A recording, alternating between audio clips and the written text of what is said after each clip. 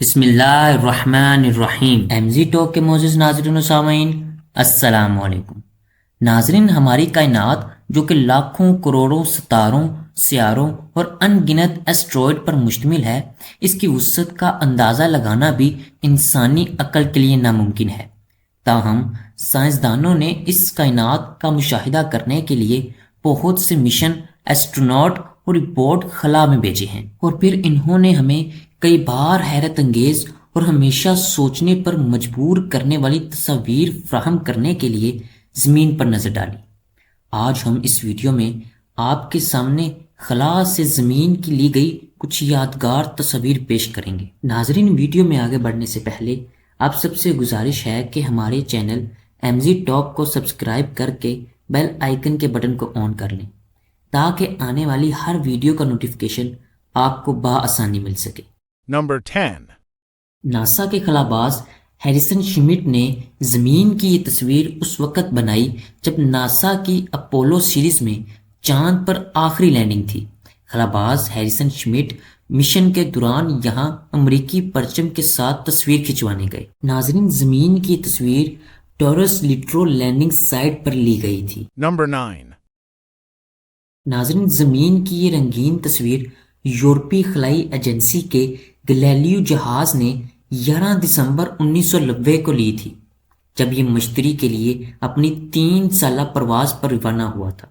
تصویر کے نچلے حصے میں انٹارکٹیکا دکھائی دے رہا ہے اور پیسیفک اوشن پر طلوع فجر ہو رہی ہے۔ Number 8. ایک ہی فریم میں زمین اور چاند کی یہ تصویر اپنی نوعیت کی سب سے پہلی کسی خلائی جہاز کے ذریعے لی گئی تھی۔ 18 ستمبر 1977 کو ناسا کے وائجر 1 خلائی جہاز نے زمین سے 11.7 ملین کلومیٹر کے فاصلے پر ریکارڈ کی۔ چونکہ زمین چاند سے کئی گنا زیادہ روشن ہے، اس لیے چاند کو کمپیوٹر کی افزائش کے ذریعے مصنوعی طور پر زمین کی نسبت 3 گنا روشن کیا گیا، تاکہ زمین اور چاند دونوں تصویر میں واضح طور پر دکھائی دیں۔ Number 7.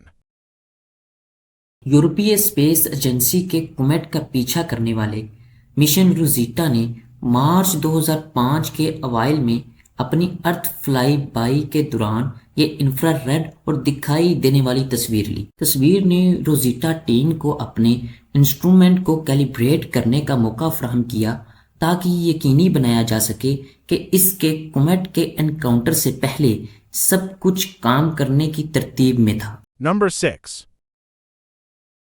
24 دسمبر 1968 کو زمین کے طلوع ہونے کی مشہور تصویر، جو کہ چاند کے اوربٹ سے کسی ایسٹروناٹ کی طرف سے لی گئی اپنی نوعیت کی سب سے پہلی تصویر تھی۔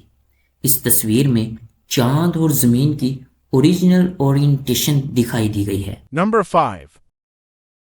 مرکری کے لیے ناسا کا میسج مشن 2 اگست 2005 کو زمین سے سب سے اندرونی سیارے کی طرف روانہ ہوا۔ گریوٹی کی مدد سے چلنے والے فلائی بائی نے نہ صرف خلائی جہاز کو مرکری کے راستے کو ایڈجسٹ کیا، بلکہ خلائی جہاز کی ٹیم کو جہاز کے کئی آلات کی جانچ کرنے کی بھی اجازت دی۔